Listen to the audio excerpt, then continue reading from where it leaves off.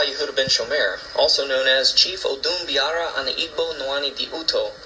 I would like to address some Igbo issues, specifically targeted to my Torah-obedient followers of Yeshua HaMashiach who are Igbo.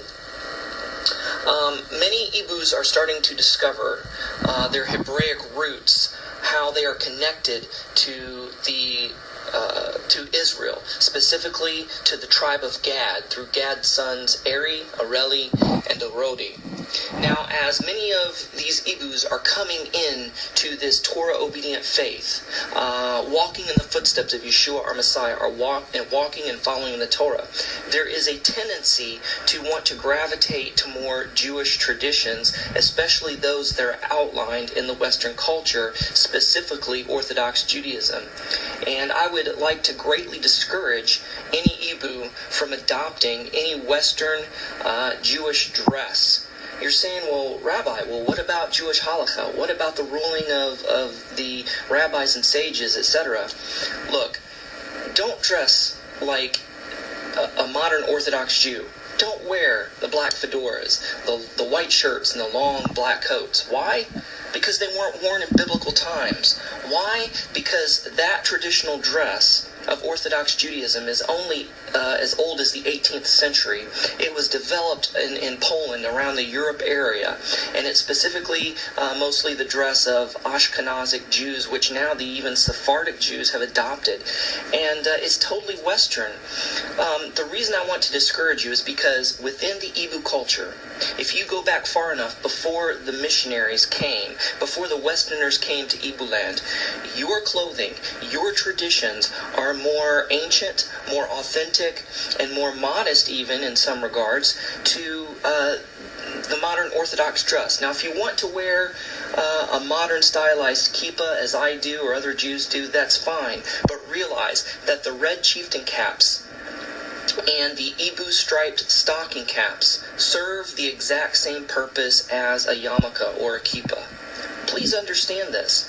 And the Igbo stocking cap is uncannily very much like the Breslov stocking cap that Rabbi Nachman wore. Not only that, but if you go back far enough into the Igbo dress and culture, the Igbos wore a talit, like a prayer shawl, around their shoulders. It had the fringes. The only thing it didn't have was the tzitzit itself. The tzitzit were missing. When they wrapped themselves in the big wraps, they were white sheets with black stripes, looking very much like a talit gadol, like a large talit.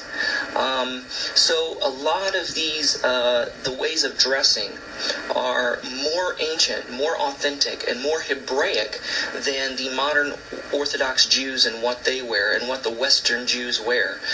There's no need to adopt the Western style of culture. You go back to your culture. See, it's up to the Igbos and the leaders of the Jewish Igbos, the Igbo Hebrews, if you will. It's up to the leaders to start forging ahead and developing halakha and coming back to the Hebraic roots of the faith. Is not about changing Igbo culture. It's about restoring Igbo culture, bringing Igbo culture restoration, not changing it and morphing it into something else. Chukwu Abiyama, the God of Abraham, has called you to be Igbo Hebrews. He called you to be that tribe of Gad. He didn't call you to be Ashkenazic. He didn't call you to be Sephardic. He didn't call you to be Karaite. He didn't call you to be whatever else. He wants you to be Hebrews on your own terms and to develop your own halakha. As I said, I can't stress enough, it's not about converting or evangelizing or changing the Igbo culture. It's about restoring the Igbo culture. I remember when I was in Igbo land in August of 2010, the Igbo cantor came up to me and said, "Rabbi, please teach me to chant Hebrew like you do." I said, "No." He said, "Well, Rabbi," I could see he was hurt. He says, "Rabbi, but why?" I said, "You already know Hebrew. You don't need me to teach you how to chant it. I would ruin it. I would butcher it for you. I've heard you chant the Hebrew, and I've heard the African accent and the African flair and the Igbo flavor that you have placed upon the Hebrew. I want to keep it that way. I want to leave it that way, because you need to make Hebrew and the Hebrew canting of the prayers and the Torah your own. You need to make it authentically and genuinely Igbo.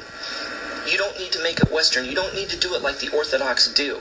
The Orthodox are not the authoritative voice on halakha and Judaism. As I said before, your traditional ways, if you go back far enough before the Westerners came, the way you dressed, etc., is more Hebraic and more authentic than the modern Orthodox Jews of today. So I wanted to encourage my Igbo viewers in this regards to work on restoring, not changing, not morphing, not perverting, but restoring the Igbo culture and getting back to the Hebraic roots of that Igbo culture. Thanks so much for watching. Shalom and Shavuot Tov. Bye-bye.